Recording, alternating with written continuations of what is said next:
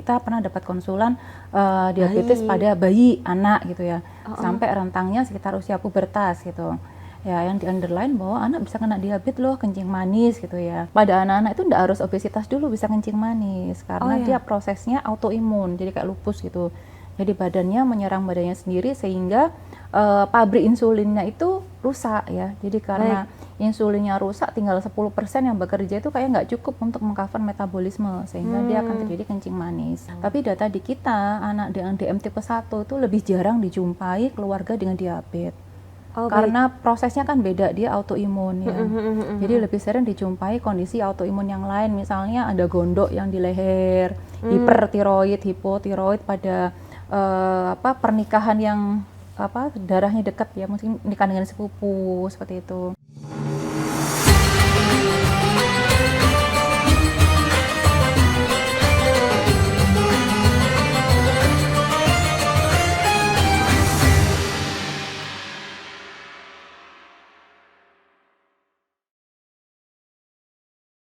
Assalamualaikum warahmatullahi wabarakatuh. Bersama saya Hefty Suud dalam Ramadan Wanita dan Islam. Hari ini di studio Tribun Jatim Network sudah kedatangan Dr. Nur Rohmah. Beliau ini adalah spesialis anak dan subspesialis endokrin dari RSI Amer. Ini beliau sudah ada di sebelah saya. Selamat datang kembali dokter di studio Tribun Jatim Network. Ya, terima kasih. Iya, terima kasih waktunya juga ya dokter ya. Ya, sama-sama. Ini sebelumnya dokter kita di sini membahas tentang pertumbuhan anak ya, dokter ya. Ini masih dalam suasana Ramadan. Ini saya juga mau membahas tentang puasa dan anak gitu. Tapi kali ini khusus saya pengen tanya tentang bagaimana puasa untuk anak yang memiliki diabetes gitu. Tapi sebelum itu saya mau tanya dulu dokter, kok bisa anak-anak itu terkena diabetes ya dokter ya? Itu gimana ceritanya ya dokter? Iya mbak, jadi kalau orang awam mungkin loh, anak kena kencing manis, iya, bisa dia udah makan gitu. apa sih gitu. Betul, pamannya anaknya makan apa? Apa minum es teh setiap hari? Nah ya, itu dia.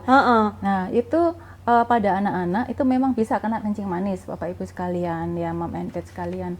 Itu pada anak-anak kencing manisnya sama kayak dewasa, gejalanya banyak makan, banyak minum, banyak kencing ya. Dengan gula darah acak kalau dicek itu lebih dari 200 ya. Sekarang lagi gencar lomba di puskesmas, posyandu atau di sekolah-sekolah juga dicekkan kadar gula darah anak. Mungkin mom and dad sekalian di rumah mungkin anaknya laporan sudah pernah dicek kadar gula darahnya. Nah, kalau gula darah acak itu lebih dari 200 itu baru dianggap diabetes. Sambil kita lihat screening yang lain ya, dipastikan. Karena kalau mungkin kita ya, mungkin kita nggak kena diabetes, tapi kalau habis minum teh manis terus pas dilakukan pengecekan, nah itu gulanya belum waktunya turun, habis makan banyak manis-manis, itu kan bisa false positif, itu perlu dikonfirmasi ke dokter. Tapi secara umum anak bisa terkena diabetes, bahkan sejak bayi. Kita pernah dapat konsulan diabetes pada bayi, anak gitu ya, sampai rentangnya sekitar usia pubertas gitu.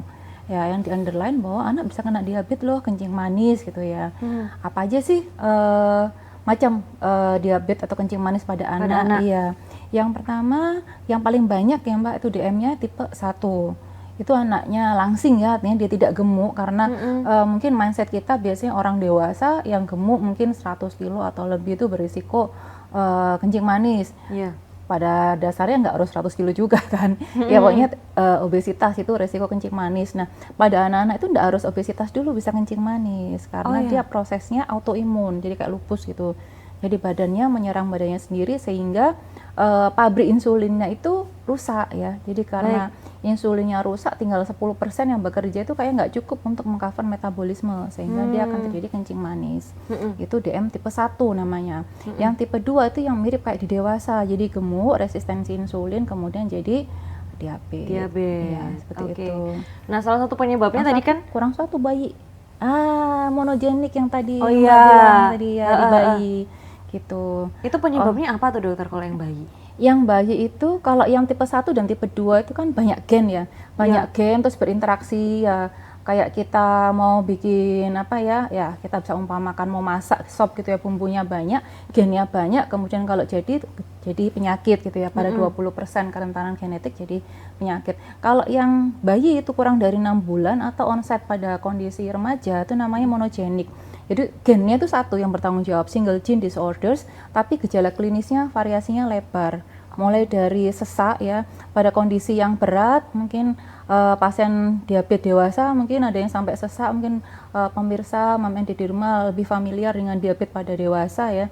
Kalau udah komplikasi gulanya tinggi akan sesak ya. Pada anak-anak juga bisa terjadi seperti itu. Ya, gitu. Jadi pada diabetes anak yang monogenik itu single gene, satu gen tapi dia variasi klinisnya lebar, mulai ketemu kebetulan ya, mungkin pada saat screening di sekolah yang sering dilakukan pada anak-anak remaja atau pada saat sakit berat yang dilakukan screening di PICU ya, PICU atau ICU, ternyata gula darah tinggi, HbA1c tinggi, oh ini ternyata diabetes mellitus anak. Nah ini single gene tapi obatnya berbeda dengan tipe 1 sama tipe 2, namanya DM monogenik ya. Ini agak memang lebih tough ya, kasusnya lebih sulit ya. Lebih sulit. Gitu. Oke, baik. Nah untuk yang diabetes tipe 1 nih tadi ya dokter ya, itu kan salah satu penyebabnya adalah karena pabrik ya, penyebabnya pabrik insulinnya rusak. Ya. Nah itu apa penyebab pabrik insulin itu bisa rusak dokter? Ya, jadi kalau anak lahir ya, bayi lahir gitu kan dia ada bakat ya, genetiknya kan sudah di-coding, sudah given sama Allah gitu ya. Kemudian ada faktor pencetus dari lingkungan. Nah, pada beberapa anak dengan faktor resiko tertentu tuh 20% akan berlanjut jadi diabetes. Jadi milestone-nya berjalan jadi diabetes anak ya. Awalnya mungkin terjadi proses autoimun, keluar antibodi antigen kayak berperang-perangan sehingga hasil akhirnya sel insulinnya itu rusak, pabriknya rusak. Jadi kalau satu ruangan ini kita bayangkan pabrik insulin itu tinggal 10% baru keluar gejala, baru orang noted. Oh banyak kencing, banyak makan. Kalau misalnya bahasa awam mungkin orang tua akan mengatakan, dok anak saya kok ngompol lagi loh. Kelas berapa sekarang? Kelas 6, nah, dan tidak waktunya ngompol, tapi kembali mengompol. Nah, hati-hati seperti ini karena bisa terjadi anak poliuria, banyak kencing, sehingga waktu ngantuk banget, terus habis itu nggak sempat bangun ke toilet, gitu. Nah, yang lain mungkin tidak ngompol, tapi mondar-mandir ke toilet mungkin sekitar 5 kali dalam semalam gitu ya. Nah, ini orang tua harus hati-hati, be aware. Nah, kondisi seperti ini salah satu yang kita pikirkan adalah kencing manis anak, seperti itu. Oke, baik. Jadi harus segera seek for help ya.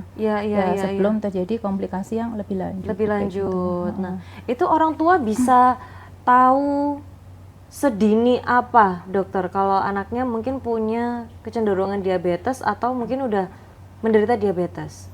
Nah, kalau itu tergantung tipenya ya. Kalau misalnya tipe 2 yang obesitas itu anaknya gemuk, itu biasanya ada faktor resiko yang kuat di orang tua. Monogenik juga. Jadi pada kasus tipe 2 dan monogenik itu biasanya pada orang tua atau keluarga besarnya ya, kakek, nenek, Pak De, Bude seperti itu, keluarga besarnya itu ada yang kena diabetes tipe 2 seperti itu.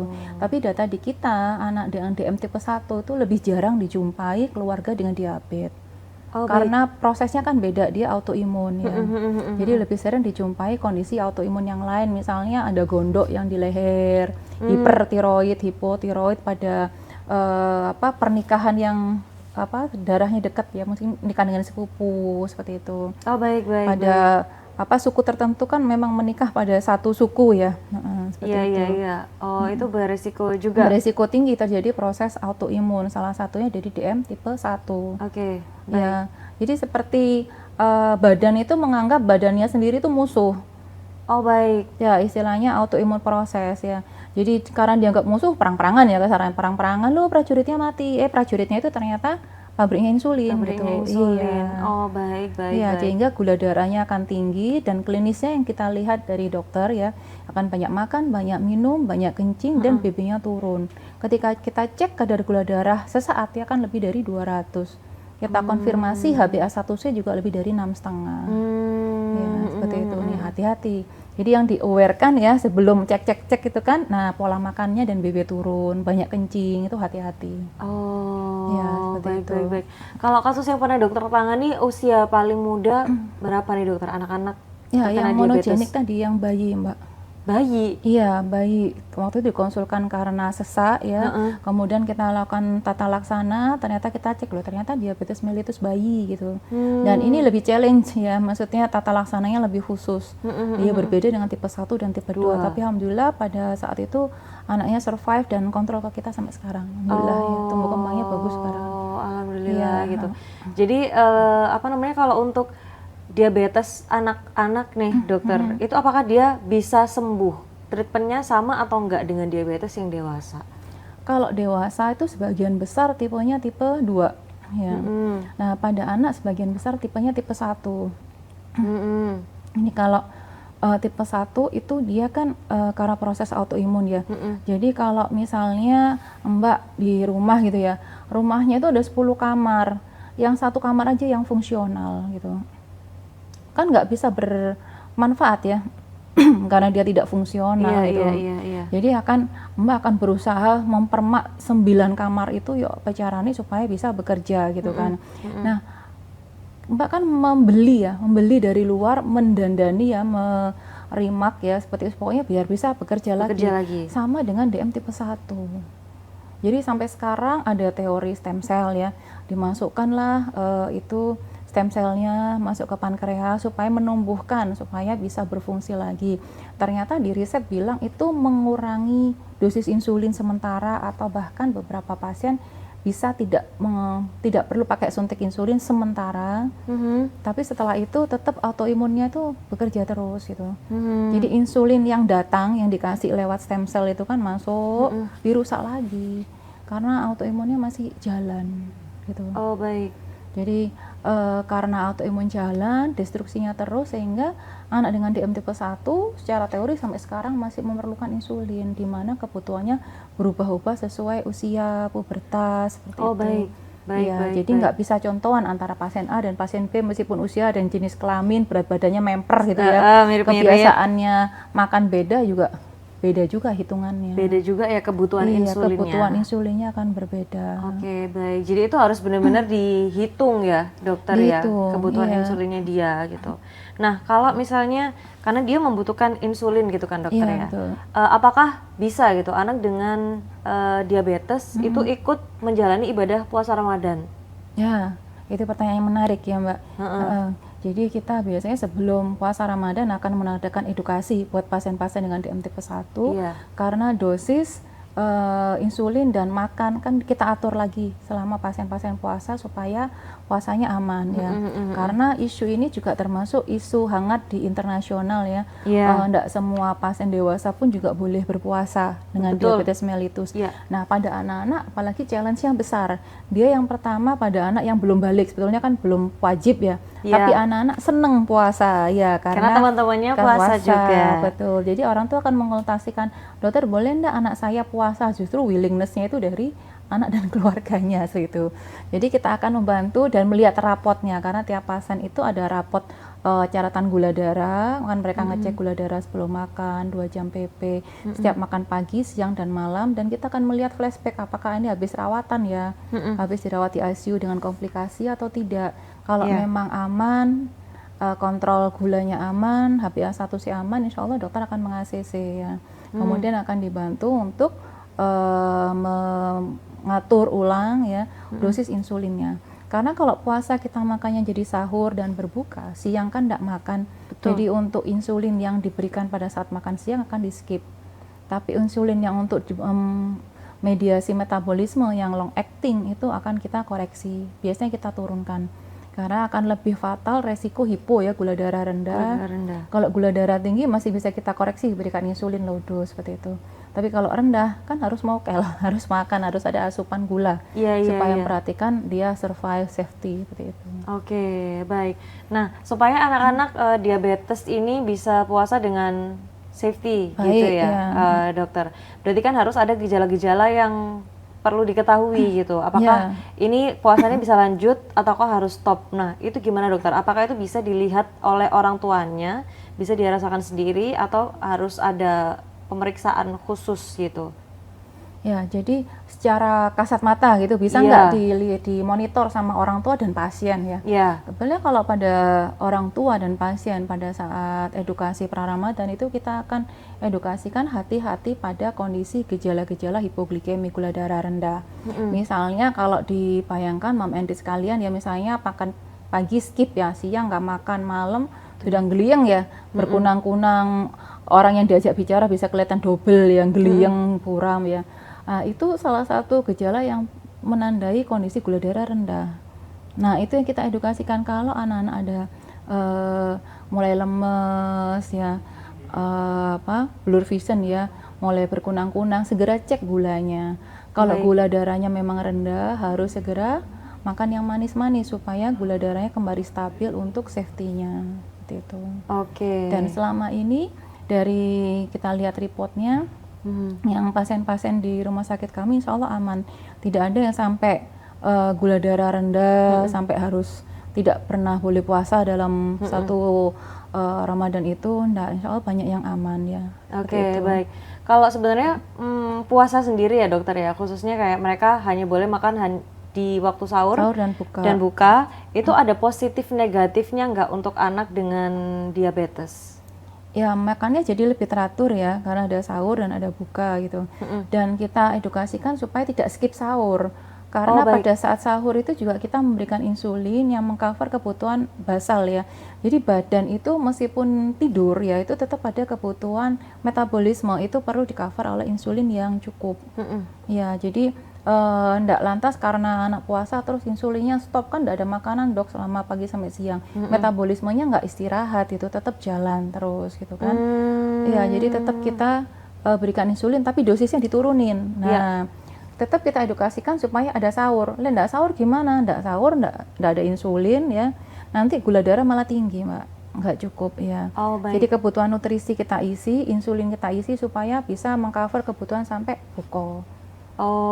Nanti juga buka juga makannya kan bertahap ya, sesuai sunnahnya ya. Kita makan tajil dulu, kemudian makan besar. Ya kita ajarkan makannya itu banyaknya seberapa, itu kita ajarkan. Misalnya nasi berapa gram lebih kurang. Nanti kalau masih lapar gimana? Ada ketentuan khususnya ya berarti dokter? Ada edukasinya. Jadi kalau ada anak dengan diabetes tipe 1 itu istilahnya kan dia insulinnya nggak punya. Jadi dia harus lebih rigid, lebih detail untuk pola makannya dan mengkonversikan itu dengan kebutuhan insulinnya. Jadi kalau memang diniatin ini pasiennya, makannya enak, aku mau makan 2 piring gitu ya. Kita ajarkan pasien kalau 2 piring itu nambahnya insulin yang mau makan itu sekian. Ada perhitungannya, dan itu kita ajarkan ke pasien dan keluarganya. Kita hitungkan, kita tulis di bukunya. Baik, nggak ngasal ya dokter ya? Nggak ngasal, dan kita edukasikan, Pak kalau emang niatnya makan, misalnya lauknya enak, itu seginian. Mau nambah es krim aja tuh mirip kayak 1 piring nasi kan, kalorinya itu dia besar ya. Es krim itu, jadi dia kalau nambah es krim lebih kurang, nambahnya sekian, ya more or less ya. Tapi kalau makan terus nambahnya lauk, itu lebih kurang lebih aman dibandingkan gorengan, es krim, es teh gitu. Baik. Jadi memang benar-benar harus diperhatikan ya untuk asupannya gitu ya. Jadi bukan berarti kalau dia udah ada insulin terus makannya aman gitu. Awur-awuran gitu nggak bisa ya dokter ya. Tapi kita tidak boleh rigid juga. Misalnya anak nggak mau makan nasi ini mbak, aku mau makannya pizza, ya orang tuanya mengkonversi. Kalau nasi sekian, pizzanya dapat berapa slice untuk yang merek ini gitu. Kalau pengen pangsit, pengen kue tiaw, pengen burger, itu boleh. Pengen bubur ayam, gado-gado itu boleh. Jadi kita konversikan, kan ada namanya list bahan penukar, itu di online juga ada, bukunya juga ada. Jadi kalau nasi butuhnya sekian gram tuh kalau ditukar gado-gado boleh nggak boleh. Gado-gado kan bumbunya sudah manis. Ya gitu. Jadi harus ada fleksibilitas, tidak seperti dewasa. Nah ini juga kita ajarkan pada saat pasien makan buka dan sahur. Jadi anak kan nggak mau misalnya hanya sahur pakai pisang rebus, nggak banget kan, anak-anak nggak bisa ditelen nanti ya. Nanti kita pengen apa deh, spaghetti, ya udah kita bikinin spaghetti, asalkan kalorinya sesuai. Hitungannya pas gitu ya. Iya, itu namanya bahan penukar, jadi kita lebih fleksibel untuk pasien anak. Baik. Terus apakah diabetes pada anak-anak ini bisa sembuh dokter? Kalau yang DM tipe 1 seperti tadi, karena basic konsepnya dia tuh insulinnya sudah rusak, kurang, dia perlu kulaan insulin dari luar, jadi harus suntik. Sampai sekarang insulin itu masih diberikan suntik yang subkutan pakai pen gitu. Kalau yang paradigma DM tipe 2 karena dia insulinnya resisten, kan bisa dibuat sensitif kembali. Bagaimana membuat insulin itu sensitif?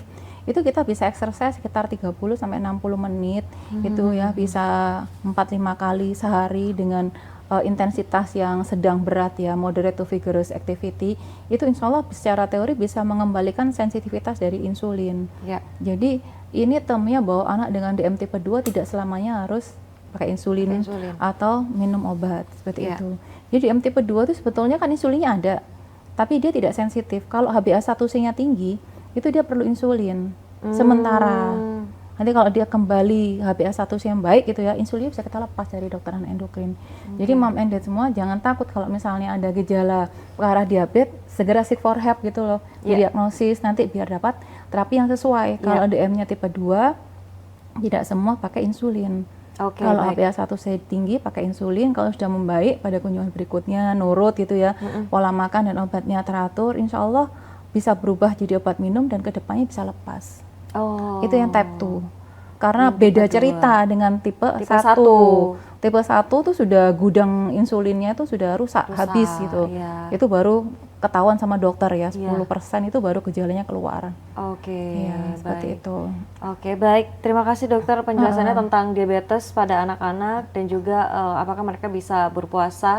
Dan terus terakhir nih dokter, boleh nggak kasih tips untuk puasa bagi anak diabetes? Ya, mama adik sekalian, bahwa anak dengan diabetes itu sebetulnya kan dapat rusuh ya, tidak harus berpuasa karena ada sakit kronisnya. Tapi kalau pada kondisi dia terkendali ya, aman, klinisnya aman, secara lab aman, dan tidak habis sakit berat, insya Allah anak-anak tetap dapat berpuasa dengan baik. Nah, itu mom and dad bisa kontrol ke dokter endokrin anak atau dokter anak keluarga, karena akan diatur ulang untuk pola makannya, kebutuhan insulinnya selama puasa. Karena sebagian besar anak-anak akan agak malas makan ya, berkurang makannya, sehingga kita akan adjust untuk kebutuhan insulinnya. Seperti itu. Semangat, semoga bisa kita mendampingi anak berpuasa dengan selamat ya, safety.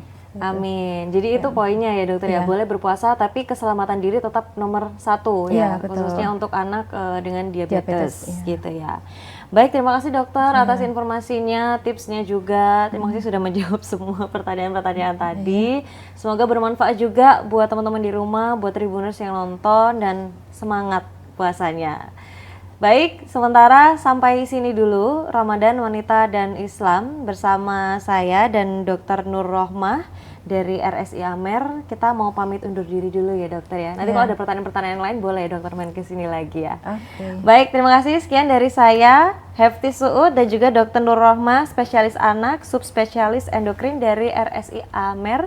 Pamit undur diri. Terima kasih sudah menonton. Wassalamualaikum warahmatullahi wabarakatuh. Waalaikumsalam warahmatullahi wabarakatuh.